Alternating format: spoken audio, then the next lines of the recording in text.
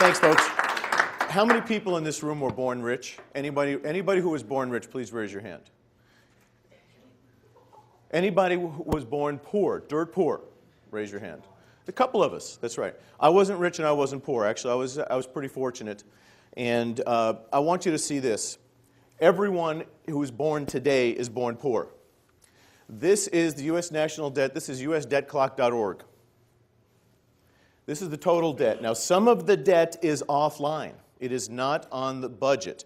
And that's Social Security in particular and Medicare. The total U.S. unfunded liabilities is $115 trillion. So every taxpayer owes $1 million. I did this talk 8 months ago, and it was 890,000 or so. Now, I want you to also notice that there are 310 million people in the States, 110 million taxpayers. 310 million people, 110 million taxpayers. Okay. We're going to make sure I can see this, and we will hit escape and then start the talk. I don't know how you hit escape there, but...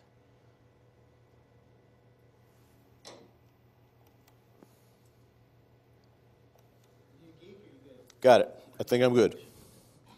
I need young eyes. So what we're going to talk about today are the four dangers that otherwise successful people fall prey to. Everyone in this room is successful. And I'm going to talk about how to guarantee financial luck. Now, my luck is different than the other guy's luck, Marcos. We'll talk about exactly what LUC stands for. The power positions to make inflation, taxes, the economy, Wall Street, and the banks completely irrelevant, reliably, consistently, and predictably. Now, why are we here now? What's our common goal? Well, we're all here because of Nick and Jack, and thank you very much. I think they're fantastic people, and Lindsay has been helping us with our website, and I love the people that I've met with and in their organization, and the people that I know here are absolutely spectacular people, and I'm honored to be part of this group. But we're all best-selling authors. We're all looking for credibility and credentialing, and we all want success however we define success. But we're all here because we want to grow our business. But what's the point of growing your business? What is the exact point of growing your business? There's only one thing: to get what you want when you want it. Isn't that right? And money is love because it enables you to get what you want when you want it so you can do the great things for the people you want to do things for. Now, I define success in one way. You can define success any way that you want. I define success as enjoying some of these beautiful places with my friends and my family. You can define success any way you choose. Rajiv has an essential success, but for most of us, success is about how we are able to do what we want when we want it, so that we can work because we want to, not because we have to. Because we're all passionate about what we do. Doc is passionate about helping people gain better health. So who am I? Again, I didn't grow up poor, I didn't grow up rich, I grew up pretty much right in the middle. In 4th grade, I had 3 jobs. I delivered newspapers, I shoveled snow, I mowed lawns. By the time I got to high school, my guidance counselor said I was not college material. So I went off to Beloit College in Wisconsin, a tiny little private liberal arts school, and I was going to be a math major. Math came easy to me. But I had to take freshman English. And in freshman English, I flunked my first English paper, so I became an English major. I'm not going to go through the entire story, but I then graduated with an English and chemistry double major. I went to Harvard Graduate School for neurophysiology, and then went on to medical school. I became an eye surgeon and developed very large practices, and eventually had a couple of liquidity events, meaning that I sold out for big numbers, and led medical missions to Mexico and to Kenya, and I was kind of a little bit bored. I was very successful. Unlike Ted, I never went broke. I was always on the upswing. I established the first endowment in medical school. My medical school was State University of New York at Stony Brook. I was maybe the 3rd or 4th class to enter, and so I was fortunate to be at the beginning, and I established the endowment.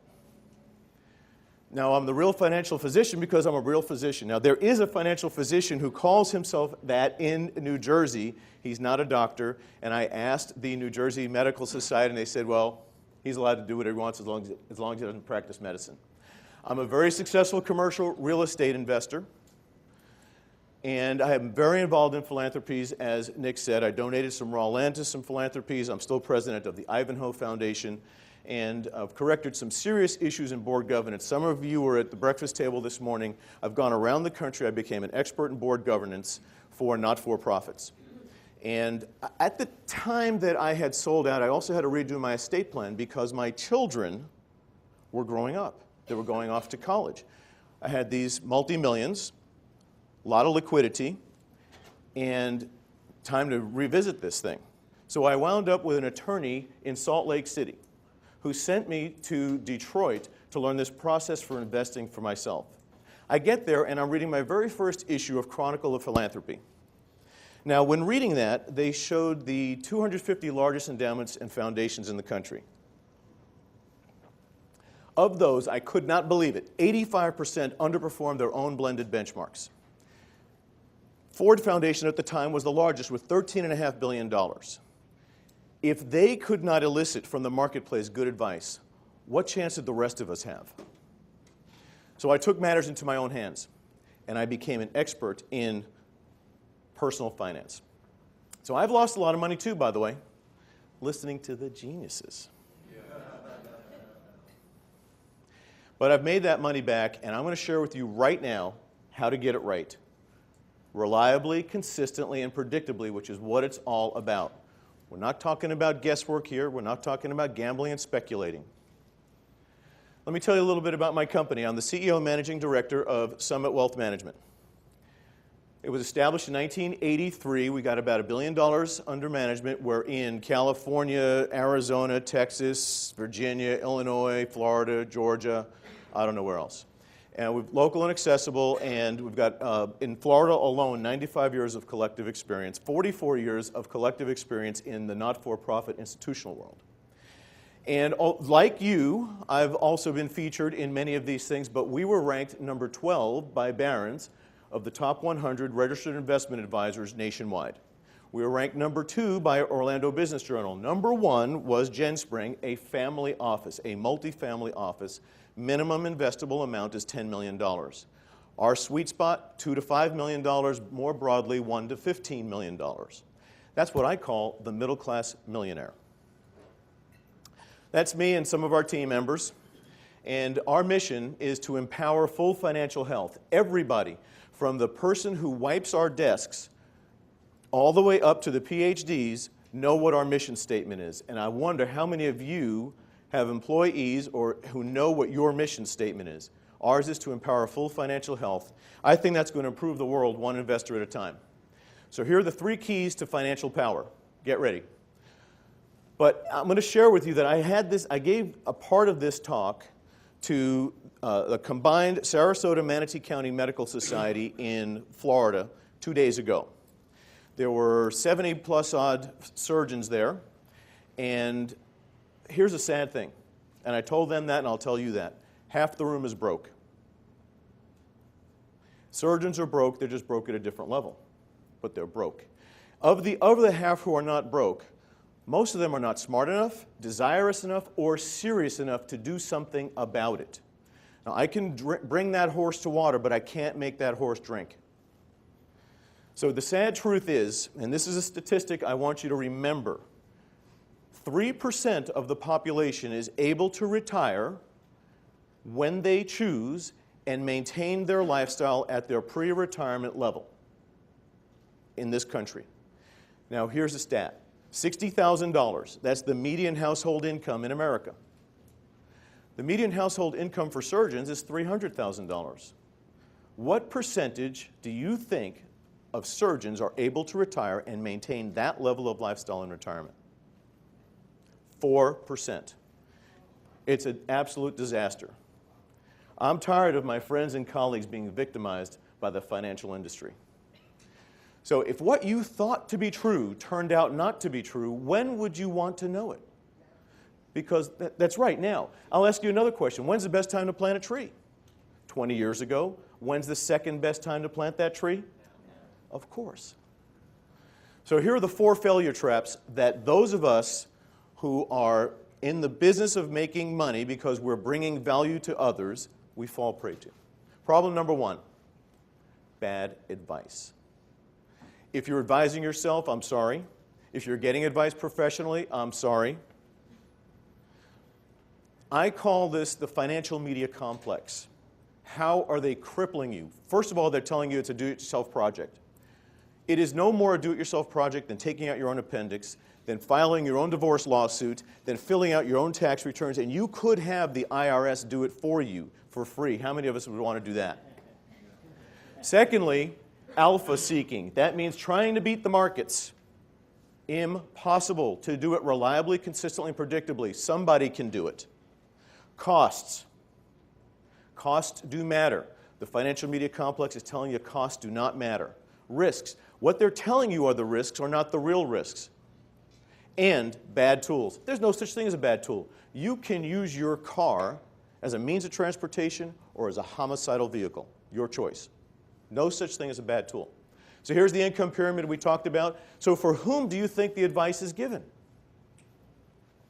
This 90%. This is Suze Orman, Dave Ramsey, Money Magazine, you name it. That's who that's for. But for those of us who are in the top of the pyramid, don't believe a word of it.